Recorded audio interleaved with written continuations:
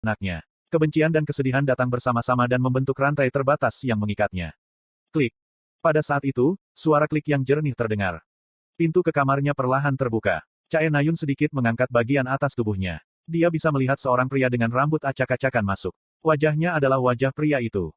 Kim Ha-jin, Kim Ha-jin, Kim Ha-jin. Wajah yang tak pernah bisa ia lupakan. Sekarang ada di depannya. Dia diam-diam meraih tombak yang berdiri di samping tempat tidurnya. Kamu sudah kembali. Namun, halusinasinya berserakan dengan satu kalimat dari pria itu. Sambil menghela nafas, Chae Nayun menutup matanya sebelum membukanya kembali. Dia sekarang melihat siapa pria itu sebenarnya. Kenapa kamu duduk di tempat tidur seperti hantu? Shin Jong-hak bertanya. Chae Nayun mengamati pakaiannya. Seolah-olah dia menghabiskan hari-harinya dengan berguling-guling di lumpur, ada kotoran di sekujur tubuhnya. Petik 2. Apakah kamu menghasilkan uang? PF. Apakah itu hal pertama yang kamu tanyakan? Apakah ini rasanya memiliki istri yang suka mengomel? Petik 2. Diam. Chae Nayun menemukan Shin Jong-hak murni karena kebetulan. Ketika dia sedang mencari misi untuk dijalankan di pub tentara bayaran, dia tiba-tiba muncul dengan senyum bodoh. Meskipun Chae Nayun panik pada awalnya, dia memutuskan untuk berbagi kamar dengannya untuk menghemat uang. Apa kotak bento ini? Shin Jong-hak menunjuk ke kotak bento yang duduk di tempat tidur. Oh, itu datang dengan barang yang saya beli. Petik 2. Chae Nayun melirik kotak bento yang setengah kosong. Tapi aku tidak menyelesaikannya. Mengapa? Apakah ada yang salah dengan itu? Petik 2. Tidak. Ini sebenarnya dibuat dengan sangat baik sesuai dengan jendela status. Lalu mengapa kamu tidak menyelesaikannya? Tak ada alasan. Itu tidak sesuai dengan selera saya. Mengapa Anda terus bertanya? Sebagai catatan, saya tidak meninggalkannya untuk Anda. Petik 2. Yang benar adalah dia tidak bisa merasakannya. Setelah insiden itu, Chae Nayun kehilangan indera perasanya. Ironisnya, dia telah mengatasi rasa pilih-pilihnya dengan sepenuhnya kehilangan indera perasanya. Bagi Chae Nayun saat ini, makanan hanyalah metode mendapatkan rezeki. Juga, kamu membeli barang. Apakah Anda yakin Anda tidak mendapatkan skemet? Petik 2. Petik 2. Tolong, jika ada, akulah yang skemet penjual. Chae Nayun mengangkat tombak kristal merah dengan bangga. Petik 2. Apakah itu baik? Ya, saya pikir itu harus bernilai setidaknya 1500 TP, tapi saya membelinya dengan harga 1/10 dari harga itu. Petik 2. Huhuhu, Chae Nayun tersenyum lebar. Saya pergi misi dengan hal ini. Memotong goblin seperti mentega. Petik 2. Petik 2. Petik 2. Namun, Shin Jong-hak tidak bereaksi. Melihat ekspresinya yang serius, Chae Nayun tersenyum canggung. Jangan memaksakan dirimu untuk tersenyum. Apa? Sungguh menyakitkan bagiku melihatmu seperti ini. Apa yang kamu bicarakan? Chae Nayun mengacungkan tombaknya di depan Shin Jong-hak yang segera mengangkat tangannya dan mundur. Aku bercanda. Ngomong-ngomong, bukankah itu berarti Anda menggunakan TP? Petik 2. Ya, tapi akhirnya aku menghasilkan uang dari itu. Apa? Shin Jong-hak mengerutkan kening. Dia jelas memiliki keraguan. Melihat ini, Chae Nayun mengambil 5 koin emas dari inventarisnya dan memberitahunya tentang insiden beruntung yang dia miliki hari ini. Petik 2. Aku akan mengembalikannya, tetapi mereka mengejarku sambil menyebutku idiot. Petik 2. Petik 2. Shin Jong-hak biasanya akan membuat komentar snarky, tapi dia tetap diam. Chae Nayun memergokinya melihat koin dengan ekspresi rumit. Jadi, berapa banyak yang kamu miliki? Petik 2. Hah? Seperti yang diharapkan, dia bingung. Chae Nayun mencibir. PF, aku yakin kamu lebih miskin dariku. Petik 2. PF, seolah-olah. Tentu saja aku punya lebih dari kamu. Kamu pikir aku ini siapa? Aku orang yang akan menjadi pahlawan peringkat menengah atas termuda di dunia, Shin Jong. Kalau begitu tunjukkan padaku. Petik 2. Tiba-tiba aku mengantuk. Ketika Chae Nayun mengulurkan tangannya menuntutnya untuk menunjukkan uangnya, Shin Jong-hak pura-pura mengantuk dan pingsan di tanah. Chae Nayun mencibir dan menatap Shin Jong-hak. Oh, benar. Tiba-tiba teringat sesuatu, dia menyenggol bahunya dengan kakinya. Jika kamu akan tidur, tetaplah di lantai. Jika Anda mencoba meletakkan kaki di atas tempat tidur seperti tadi malam. Petik 2. Petik 2. Aku akan memberikan yang terbaik, tapi satu-satunya kekuranganku adalah kebiasaan tidurku yang buruk. Cobalah jika kamu ingin mematahkan kakimu. Petik 2. Petik 2. Sebenarnya, karena aku tidur di tempat tidur semalam, aku akan tidur di lantai malam ini. Apa, Anda tidak perlu? Cepat dan bergerak. Meskipun Shin Jong-hak menentang, Chae Nayun menyeretnya ke tempat tidur. Tek. Larut malam dengan gerimis hujan. Saya menutup warung. Chok Jung-yong pergi minum dengan TP yang dia tinggalkan, tapi aku kembali ke penginapan. Merasa seperti seseorang melemparkan batu besar ke dalam pikiran saya tidak bisa memaksa diri saya untuk tetap berada di luar. Sesep. Bos adalah satu-satunya di dalam ruangan. Dia duduk bersila dan fokus untuk mendapatkan kembali statistiknya yang hilang. Petik 2. Untuk beberapa alasan, pakaiannya lebih berani dari biasanya. Mengenakan hanya tank top hitam dan hot pants, otot-ototnya yang berkembang dengan baik diuraikan setiap kali dia bernapas. Aku cepat-cepat berjalan melewatinya dan berbaring di tempat tidur. Apakah terjadi sesuatu? Tanya bos dengan mata masih tertutup. Petik 2. Tidak ada. Apakah kiosnya tidak berjalan seperti yang Anda harapkan? Tidak, saya menjual semuanya. Saya menghasilkan banyak. Petik 2. Lalu, apakah kamu mendapatkan skemet? Aku menggelengkan kepala. Sebelum tidur, saya mengeluarkan 2 random dice untuk rutinitas harian saya. Berpikir, barang bagus untuk dijual, saya melempar 2 dadu. LV, 4 krill dragon letter. LV, 3 mangga besar dan berair. Bahan yang bagus dan buah nostalgia dari tutorial kedua. Dengan ini, saya memiliki barang untuk dijual besok. Petik 2. Kemudian, merasakan tatapan seperti laser, aku berbalik. Bos menatapku dengan penuh perhatian. Aku menyeringai. Apakah kamu lapar, bos? Tidak. Bos mengerutkan alisnya dengan cemberut. Apakah kamu pikir aku rakus? Tidak, hanya saja kamu menatap mangga ini. Petik 2. Itu mangga. Dia menunjukkan minat pada mangga. Matanya jelas berkedip dengan keserakahan. Namun, bos segera menarik kembali pandangannya dan bangun dengan batu kering. Kuhum, bukan itu. Anda tidak terlihat begitu baik hari ini, pemula. Petik 2. Aku sedikit depresi pada hari hujan. Hal-hal yang membuat saya marah, hal-hal yang membuat saya sedih, hal-hal yang membuat saya minta maaf. Untuk waktu yang lama, saya telah mengubur emosi saya jauh di dalam hati saya. Kalau tidak, saya hanya akan kesakitan setiap hari. Tetapi ketika emosi-emosi ini secara tidak sadar ditarik keluar, mereka selalu datang dengan kesusahan besar. Sama seperti sekarang. Ngomong-ngomong, bos. Bagaimana statistikmu terlihat seperti sekarang? Sejujurnya, bos saat ini NEET. Setelah saya memberinya 1000 TP, dia tinggal di dalam rumah sepanjang hari tanpa melakukan pekerjaan apapun. Dia menghabiskan seluruh waktu luangnya baik untuk makan atau berlatih. Karena itu masalahnya, dia pasti telah melihat beberapa perbaikan pada statistiknya. Kekuatan sihirku adalah 3,5. Statistik lain juga memasuki kisaran 2 poin. Petik 2. Oh. Bahkan ketika mempertimbangkan kenaikan stat yang meningkat di dalam tower, kecepatan pertumbuhannya luar biasa. Inilah sebabnya mengapa pembagian kerja penting. Anda seperti NEET tingkat maksimum. Apa itu? Bos menyipitkan matanya. NEET tingkat max. Itu berarti dia adalah seorang gelandangan yang bermain-main sepanjang hari tanpa bekerja tetapi bisa dengan mudah mendominasi apapun yang ingin dia lakukan. Itu hal yang baik. Aku tidak percaya kamu. Aku terluka. Saya pikir saya perlu makan mangga itu agar merasa lebih baik. Berikan di sini. Petik 2. Bos meraih mangga, tetapi saya menghentikannya dengan memasukkan mangga ke dalam inventaris saya. Selama 10 hari tutorial ketiga, saya terus membuat peralatan baru dan menjualnya di kios jalan saya. Karena saya menghabiskan seluruh waktu saya untuk membuat atau menjual barang, saya tidak bisa meningkatkan statistik saya terlalu banyak. Namun, aspek terpenting dari tutorial ketiga adalah uang. Karena saya sekarang memiliki lebih dari 20.000 TP, saya merasa lebih dari puas. Aku seharusnya bisa membelinya sekarang. Hari ini adalah hari terakhir dari tutorial ketiga. Aku berdiri di depan sebuah toko yang bobrok di pinggiran kota. Kantung di saku saya dipenuhi dengan uang. Toko barang lain-lain. Meskipun sepertinya kota itu tidak menjual sesuatu yang istimewa, sebenarnya ada sebuah toko yang menjual barang-barang yang agak unik. Karena toko yang hanya ada dalam tutorial tingkat kesulitan tertinggi, dapat dikatakan bahwa toko ini adalah yang membuat tutorial tingkat kesulitan tertinggi sepadan dengan masalahnya. Kiik. Dengan hati yang bergetar, aku berjalan ke toko. Saat saya melewati pintu, bau kayu dan debu tua menyebar. Toko itu cukup rusak, dan penjaga toko membaca koran tanpa melihat pelanggannya.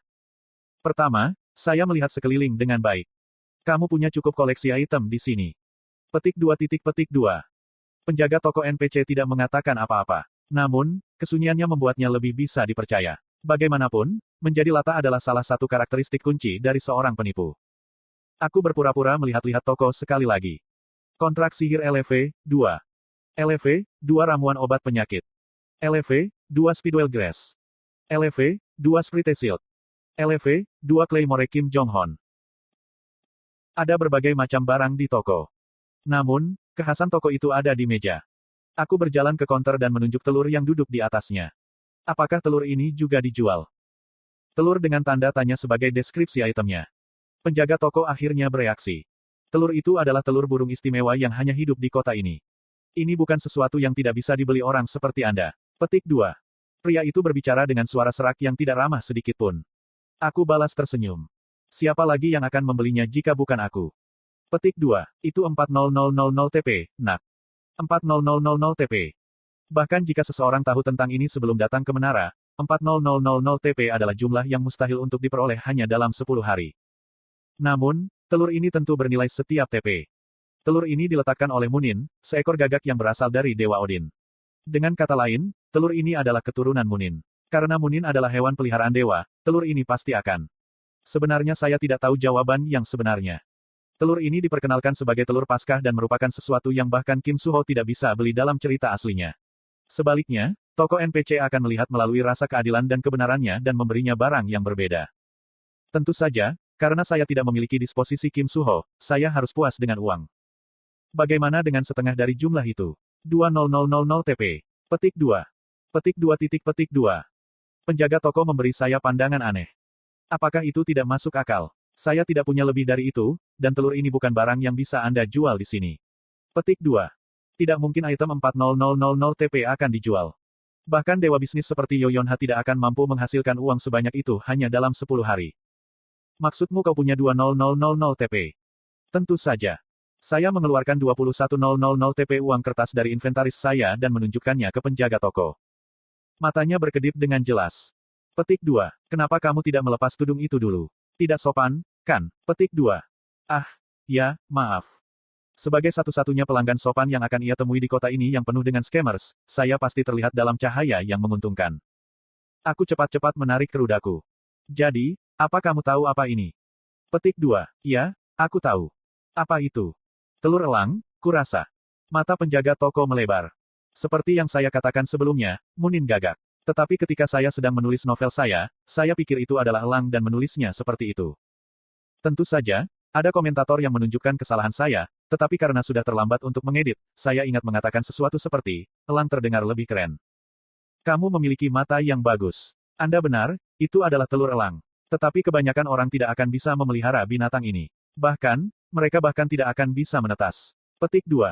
Ah, tapi kamu tahu, aku bukan orang biasa. Petik 2.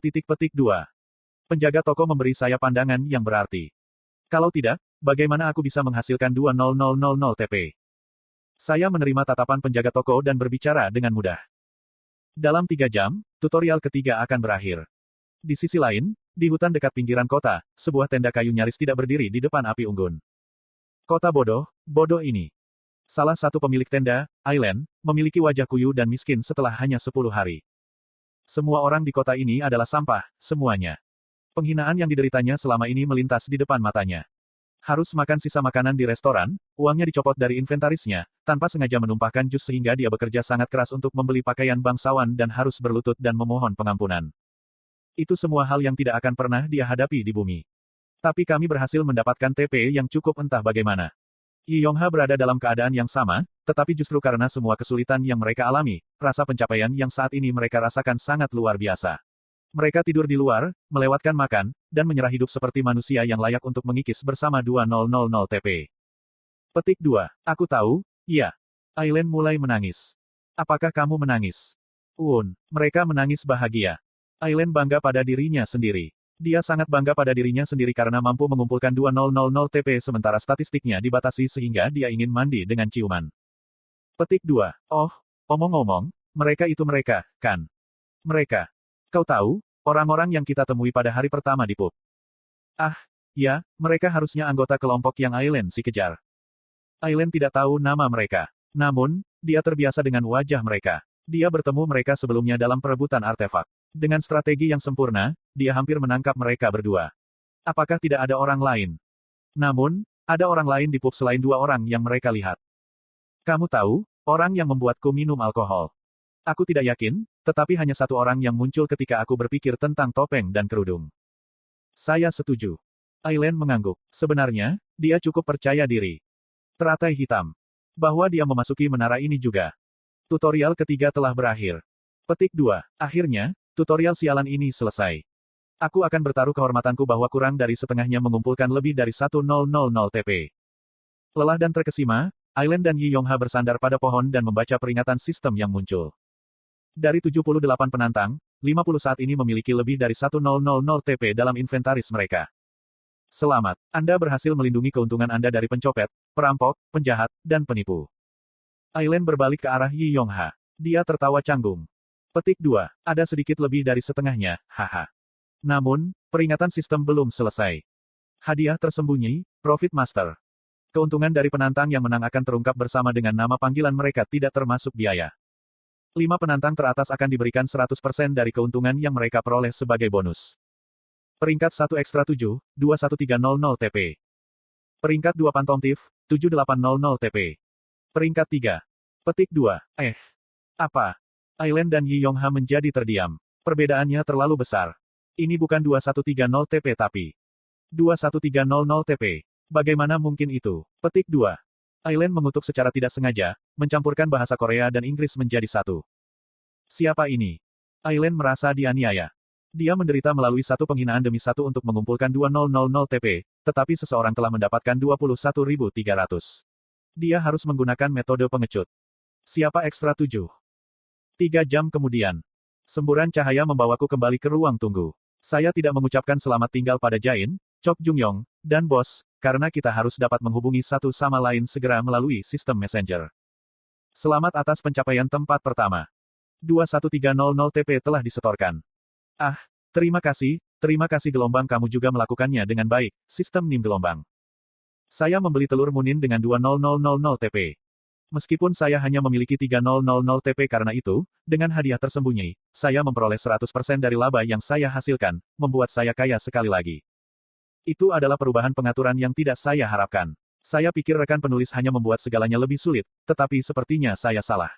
Sedikit bonus tidak terlalu buruk sesekali. Saya mengambil telur munin dari inventaris secepat mungkin. Itu adalah telur 20000 TP. Saya meniupnya untuk berjaga-jaga kalau itu dingin dan dengan hati-hati meletakkannya di tempat tidur saya. Bingung apa elang imut akan muncul dari telur ini, saya menarik selimut saya di atasnya. Namun, itu bukan akhir dari kabar baik. Tiket masuk hitam Anda telah dikonfirmasi. Karena tutorial telah berakhir, Anda dapat mengambil 3 item yang Anda setorkan. Lansiran yang saya tunggu-tunggu. Peralatan yang bisa menebus keuntungan stat yang saya abaikan saat membuat dan menjual barang. Aku berlutut dengan hormat. Saya sudah lama memutuskan barang apa yang harus diambil. Aether, Desert Eagle, dan smartwatch yang terhubung dengan laptop saya. Segera, penyimpanan peralatan Anda akan ditransfer. Datanglah ke keputusan dalam 1 jam. Tentu saja, Desert Eagle menggunakan terbatas karena peluru. Tapi ada alasan saya memilihnya meskipun ada kekurangannya. Petik 2. Jin Sahyuk. Membunuh Jin Sahyuk. Itulah satu-satunya alasan.